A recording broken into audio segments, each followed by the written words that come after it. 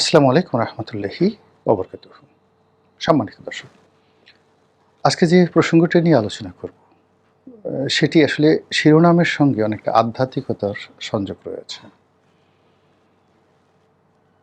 আপনারা যদি বাতিঘরের কথা চিন্তা করেন, in general the light house, যে ঘর থেকে বাতি তৈরি হয়, যে ঘর থেকে বাতির যে আলো, নূর যেটি বের হয়, সেটিকে সাধারণত বাতিঘর বলা হয়।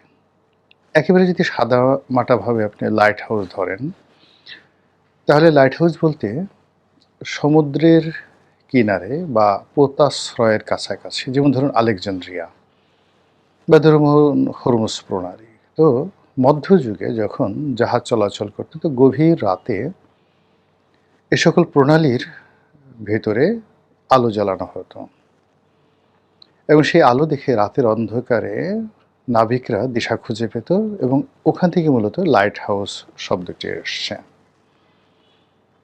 আর যদি আপনি সাধারণভাবে আধ্যাত্মিকতায় যান, তাহলে লাইট বলতে যেটি বোঝায় সেটা হলো নূর। নূর এবং আনোয়ার আরবিতে দুটো শব্দ। নূর হলো একেবারে মৌলিক একটি আলো, যে আলোর কোনো রকম প্রতিবিম্ব নেই, যে আলোর কোনো ছায়া নেই, যে আলোর কোনো পেছনে অন্ধকার নেই, যে আলো সপ্তরং তৈরি করে না, কোনো কিছু তৈরি করে না, শুধু আপনাকে পথের দিশা দেখায়, সেটিকে বলা হয় নূর। আর আনোয়ার হলো অনেকগুলো আলো, আলোর সংমিশ্রণ, বহু বচন। তো এই যে আমরা যেটাকে লাইট হাউস বলি, বাংলা যেটার বাতিঘর, সেই বাতিঘর হলো যে একটি মানুষের হৃদয়ে, মন এবং মস্তিষ্কে, সেখানে যখন এরকম নূর থাকে, যে নূরে সে তার নিজের পথ দেখতে পারে, অর্থাৎ he must be a successful man, respected man and regarded by all parties. মোটামুটি তার শত্রু যারা আছে তারাও বলবেন যে এই লোকটি এইরকম, তার একটা ক্যারেক্টারিস্টিক্সের সার্টিফিকেট থাকবে। এইরকম যখন কারো সম্পর্কে ধারণা করা হয়, ধরে নেওয়া হয় এই মানুষটির মধ্যে নূরের আলো রয়েছে। নবী রাসূলরা তো ছিলেনই, সাহাবায়ে একরামরা ছিলেন, গাউস কুতুব আল্লাহ পীর মাশায়েখরা ছিলেন, জ্ঞানী গুণী সক্রেটিস, প্লেটো, অ্যারিস্টটল, কনফুসিয়াস, তাদেরকেও এইভাবে আলোকিত মানুষ বলা হতো। আমাদের বাংলাদেশে আব্দুল্লাহ আবু সাঈদ স্যার আছেন, অধ্যাপক, তিনি এই আলোকিত মানুষ, enlighten man and no man, এগুলো তৈরি করার জন্য দীর্ঘদিন ধরে লড়াই করে যাচ্ছেন। সেই যে তার বাতিঘর, লাইট হাউস, বিশ্ব সাহিত্য কেন্দ্র, এটা নিয়ে রিসেন্টলি খুব বিতর্ক হচ্ছে। তো মানুষ যে আলোকিত হয়, সে আলোকিতের মধ্যে অবশ্যই জ্ঞান অর্জন, বই পড়া, এটা গুরুত্বপূর্ণ, কিন্তু এতে আপনার আলো আসবে না। জ্ঞানের সবচেয়ে বড় বিপদ হলো ভুলে যাওয়া। আর তার চেয়ে বড় বিপদ হলো আপনি যে জ্ঞান অর্জন করেছেন, সেই জ্ঞান অর্জন অনুযায়ী আপনি আপনার চরিত্র গঠন করেননি। খুব ভালো ভালো কথা বলেন, কিন্তু ব্যক্তিগত জীবনে নামাজ পড়েন না, অন্যের হক নষ্ট করেন, ফাঁকফোকর দিয়ে কি করে অন্যের সম্পত্তি হরণ করা যায়, মাগনা খাওয়া যায়, পরিশ্রম না করে শুধুমাত্র বিলাসিতা করা যায় অন্যের অর্থবৃত্ত দিয়ে। এই মানুষগুলোর যত জ্ঞান থাকুক না কেন, তারা কখনো আলোকিত মানুষ হয় না। তো আমাদের এই সমাজে যারা আলোকিত মানুষ, বিভিন্ন সময় রাজনীতিতে, অর্থনীতিতে তারা অনেক কিছু বিতরণ করেন। যেমন ধরেন জামিলুর রেজা চৌধুরী নামক একজন অধ্যাপক ছিলেন, আলোকিত মানুষ। প্রফেসর আহমেদ শরীফ, ধর্মকর্ম যাই থাকুক না কেন, আলোকিত মানুষ, শুধু দিয়ে গেছেন এই পৃথিবীকে। আহমদ সাহেবের কথা চিন্তা করেন, হুমায়ুন আজাদের কথা চিন্তা করেন, প্রিন্সিপাল আবুল কাশেমের কথা চিন্তা করেন, আরও অনেক বহু মানুষের নাম আমরা বলতে পারবো। আপনি তোফাজ্জল হোসেন মানিক মিয়া, ইত্তেফাকের সম্পাদক, তার কথা চিন্তা করেন, জহুর আহমেদ চৌধুরীর কথা চিন্তা করেন, সাংবাদিক। আপনি আব্দুল সালাম সাহেবের কথা চিন্তা করেন, সাংবাদিক। এস এম আলীর কথা চিন্তা করেন, এরকম অসংখ্য রাজনীতিবিদদের মধ্যে বহু সংখ্যক আছে। আবুল হাশিম, হোসেন সৈয়দ সোহরাওয়ার্দী, বঙ্গবন্ধু শেখ মুজিবুর রহমান, প্রেসিডেন্ট জিয়াউর রহমান, ওনারা সবাই আলোকিত মানুষ ছিলেন। আলোকিত মানুষের যে গুণ, তিনি নিজে আলোক বিতরণ করেন, আর অন্য সব যারা আলোকিত মানুষ আছে তাদেরকে তার আশেপাশে তিনি সংগ্রহ করতে পারেন। রাজনৈতিক যারা লোকজন রয়েছে তাদেরকে কেন্দ্র করে একটা নিউক্লিয়াস গঠিত হয়। অ্যারিস্টটলের আগে প্লেটোর আগে সক্রেটিস। সক্রেটিস শুধু নিজে আলোকিত ছিলেন না, তার আশেপাশে যারা ছিলেন তার সমস্ত ছাত্ররা সবাই আলোকিত মানুষ। তার ছাত্র প্লেটো, তার অনেক আলোকিত মানুষ। প্লেটোর দ্য একাডেমি, তিনি যে বিশ্ববিদ্যালয় প্রতিষ্ঠা করেছেন, দ্য একাডেমি, প্রাচীন দুনিয়ার কিংবদন্তি। প্লেটোর পরে অ্যারিস্টটল, এইগুলো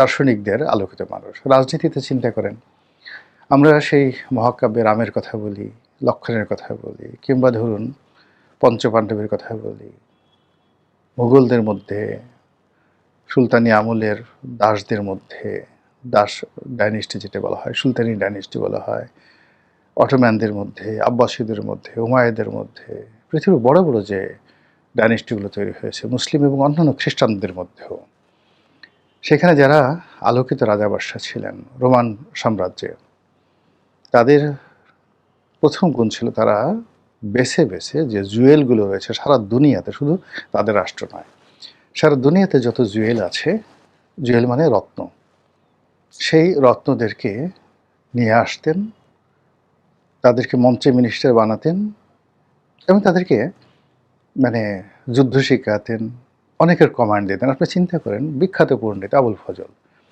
তা আবুল ফজলকে যদি আপনি চিন্তা করেন, আমাদের ঢাকা বিশ্ববিদ্যালয়ের ভাইস চ্যান্সেলর, এখন তাকে যদি আপনি অল অন এ সাডেন 9 ডিভিশনের মানে আমাদের এই সাভার ক্যান্টনমেন্টের জিওসি বানিয়ে দেন, কেমন হবে? কিন্তু আকবর ঠিক সেম কাজটি করেছিলেন। মানে তার যত জুয়েল ছিলেন তাদের সবার হাতেই সেনাবাহিনী ছিল এবং সেনাবাহিনীর কমান্ড ছিল। তো এইরকম যারা রাজনীতির যে ব্যক্তিবর্গ, তারা নিজের আলোকিত ছিলেন এবং আলোকিত মানুষদেরকে এনেছেন এবং তাদের সেই আলোকিত যে চিন্তা চেতনা, এটাকে তারা পৌঁছে দিয়েছেন সেই সামরিক, অর্থনৈতিক, বাণিজ্যিক এবং রাজস্ব আহরণে। ফলে রাষ্ট্র শত শত বছর টিকে থাকত। এখন আমাদের দেশে কি হচ্ছে? আমাদের দেশে ধরেন এরশাদ সাহেব, বঙ্গবন্ধু, তারপরে শেখ হাসিনার জামানাতেও ট্যালেন্ট হান্ট হতো। ভালো ভালো যারা জ্ঞানী গুণী তাদেরকে সম্মান করা হতো। আমি বেগম জিয়াকে দেখেছি, তিনি সম্মানিত মানুষদেরকে সম্মান করতেন। যারা লেখাপড়া জানতেন, ভালো মানুষ, তাদেরকে তিনি বুঝতেন যে এরা সম্মানিত মানুষ এবং তাদেরকে ওইভাবে মর্যাদা দিতেন। শেখ হাসিনা তো, বেগম জিয়া একটু ওয়েটে ছিলেন, কিন্তু শেখ হাসিনা মানে পারে তো কাউকে যদি দেখতেন যে এই ছেলেটা মেধাবী, এই লোকটি মেধাবী, তার জন্য জীবন দিয়ে দিতেন। 7 খুন মাপ। কারোর মধ্যে মেধা দেখার সঙ্গে সঙ্গে তিনি পাগল হয়ে যেতেন। তো সেই দিক থেকে বর্তমান যিনি প্রধানমন্ত্রী আছেন, তার মধ্যে যদি নূর থাকে, প্রথমত তার চেহারার মধ্যে একটা নুরানি সুরত ভেসে আসবে। তাকে দেখলেই একটা মানুষের রাগ পানি হয়ে যাবে, ভালোবাসা বের হবে, তিনি যেদিকে তাকাবেন ওদিকে শান্তির বাতাস প্রবাহিত হয়ে যাবে। এগুলো এক। এটা যে শুধুমাত্র যে প্রাতিষ্ঠানিক এডুকেশন, নট লাইক দ্যাট। দ্বিতীয়ত, তার ডানে বামে সামনে পেছনে আপনি শুধুমাত্র জুয়েল দেখতে পাবেন, মানে রত্ন দেখতে পারবেন। এবং যারা তার সামনে পিছনে ডানে বামে থাকবেন, তাদের সবারই একটা সুন্দর পরিবার থাকতে হবে, অর্থনৈতিকভাবে দুর্নীতিমুক্ত থাকতে হবে এবং মোটামুটি সচ্ছল জীবনযাপন করার একটা ট্র্যাক রেকর্ড থাকতে হবে, যে তারা নিজস্ব উপার্জন দিয়ে হোক, পিতামাতার বৈধ ইনকাম দিয়ে হোক, কোনো চোরের ছেলে অবৈধভাবে টাকা উপার্জন করেছে, 1000 কোটি টাকা রেখে গেছে, এরকম কোনো চোরের ছেলে, বদমাশের ছেলে, গুন্ডার ছেলে এখন রাতারাতি টুপি মাথায় দিয়ে যদি অলি আল্লাহ হয়ে যায় আর বাবার সে হারাম খাবার খায়, এরা কখনো জুয়েল হতে পারে না। মানে এরা মুনাফিকের চেয়েও বিশ্বাসঘাতক, প্রচণ্ড বিশ্বাসঘাতক। তো কাজে এরকম দিয়ে হবে না। দ্য রিয়েল যাকে বলে জুয়েল লাগবে। বিভিন্ন জায়গা থেকে তারা উঠে এসেছে এবং তাদের জীবনের সব ক্ষেত্রে একটা সহনশীল, দর্শনীয় এবং আলোকিত কতগুলো উদাহরণ রয়েছে। সেটা এই বর্তমান সরকারের মধ্যে আপনি কয়জনকে দেখেছেন যার বাবা হালাল উপার্জন করেছে, যে নিজে হালাল উপার্জন খাচ্ছেন, নিজে তার শরীরের যে পোশাক আশাক, কাপড় চোপড়, খাবার, গায়ের রক্ত মাংস হালাল উপার্জন দ্বারা তৈরি হয়েছে? এরকম কয়জন লোক দেখেছেন বা কয়জন আছেন? যদি সেটা না থাকে তাহলে এখানে কোনো অবস্থাতেই নূর থাকবে না, কোনো অবস্থাতেই লাইট থাকবে না, এটা একটা লাইট হাউস হবে না। অন্যদিকে আরেকটা জিনিস আমরা এই সময়টাতে দেখি যে আমাদের দেশে খুব, যাকে বলা হয়, একটা শব্দ রয়েছে হেরিকেন। তো হেরিকেন গ্রাম বাংলাতে খুব অহরহ একটা বিষয় ছিল একটা সময়। বৈদ্যুতিক বাসে আসার পরে হেরিকেনের এরকম কদর নেই, কিন্তু সাম্প্রতিক সময় হেরিকেন খুব আলোচিত হচ্ছে যেহেতু বিদ্যুৎ বিভ্রাট হচ্ছে। আর এই বিএনপির সঙ্গে হেরিকেনের এরকম একটা সম্পর্ক হয়ে গেছে এখন যে এগুলো নিয়ে প্রচুর ট্রল হচ্ছে। তো কাজেই বিএনপির সঙ্গে হেরিকেনের কি সম্পর্ক রয়েছে, সংযোগ রয়েছে, সেটা পরের বিষয়। কিন্তু আমি এখানে বিএনপির সঙ্গে হেরিকেনের যে সম্পর্ক সেটা বোঝানোর জন্য আমি একটু জাস্ট হেরিকেন নিয়ে দুটো কথা বলি। সেটা হলো এটি কেরোসিন তেলে চলে, কেরোসিন তেলে চলে, এবং তেলের মধ্যে কেরোসিন তেল খুবই বাজে একটা তেল, দাহ্য পদার্থ। নিজে জ্বলে, অন্যকে জ্বালায়, দুর্গন্ধ তৈরি করে। এবং এই কেরোসিনের যে আলো, সে আলো থেকে ধোঁয়া, কালো ধোঁয়া নির্গত হয়, এবং এখান থেকে যে গ্যাস উৎপন্ন হয়, কার্বন মনোঅক্সাইড গ্যাস উৎপন্ন হয়। কাজেই হেরিকেন স্বাস্থ্যকর নয়, এটা ওইভাবে আলোকিত করে না, প্রচুর যাকে বলা হয় কালি উৎপন্ন করে, কালিমা উৎপন্ন করে, কলঙ্ক তৈরি করে, আশেপাশে সমস্ত মানুষকে নষ্ট করে, দুর্গন্ধ ছড়িয়ে দেয়। এবং এখানে আপনার পুরো পরিস্থিতি, এক জায়গাতে দুটো তিনটে হেরিকেন আছে, উত্তপ্ত করে ফেলে পুরো পরিস্থিতি। সেই তুলনায় হ্যাজাক লাইট অনেক অনেক ভালো, এবং সেখানে পিউরিফাইড হয়ে কেরোসিন তেলই বাট অনেক সুন্দরভাবে পড়ে, যেটা হেরিকেনের আলোর সঙ্গে, হেরিকেনের তেলের সঙ্গে বা হেরিকেনের যে অন্যান্য ইনস্ট্রুমেন্ট রয়েছে তার সঙ্গে মিলবে না। তো যেটা বলছিলাম যে বিএনপির এই ক্ষমতা আসার সঙ্গে সঙ্গে তাদের সাথে এখন হেরিকেন নিয়ে নানা রকম ট্রল হচ্ছে। এই ট্রলটা মূলত জাগতিক, কিন্তু আমি সেই জাগতিক বিষয় নিয়ে বলবো না। আমি যেটা বলবো যে বিএনপির যদি সত্যিকার অর্থে নূর না থাকে, এমনকি আনোয়ার না থাকে, তার পরিবর্তে যদি রাষ্ট্র পরিচালনায় শুধুমাত্র হেরিকেন যুক্ত হয়, চারিদিকে শুধু হেরিকেন বা কেরোসিনের প্রদীপ, এগুলো যদি যুক্ত হয়, তাহলে এই সরকার কলঙ্কিত হবে, তারা দুর্গন্ধ ছড়াবে, এবং তারা বিভিন্ন জায়গাতে আগুন লাগিয়ে দেওয়ার মতো একটা পরিস্থিতি তৈরি করে ফেলবে। আর অন্যদিকে যেটিকে লাইট, সেটা সানলাইট বলেন, মুনলাইট বলেন, সে লাইট যদি থাকে, অর্থাৎ বিএনপি যদি জ্ঞান থাকে, গরিমা থাকে, দক্ষতা থাকে, অভিজ্ঞতা থাকে, সততা থাকে, তাহলে সেখান থেকে বাইতুল হিকমা খলিফা আল হারুন আর রশিদ, খলিফা আল রশিদ, হারুন আল রশিদ, তো তিনি বাইতুল হিকমা প্রতিষ্ঠা করেছিলেন, এবং সেটার আলো এখনও পৃথিবীকে আলোকিত করছে সাদগায়ে জারিয়া রূপে। এখন বিএনপি যদি, জনাব তারেক রহমান যদি সেই আলোকবর্তিকা তৈরি করতে না পারেন, তাহলে তার খালের মধ্যে, তিনি যে খাল কাটছেন ওখানে অন্ধকার থাকবে।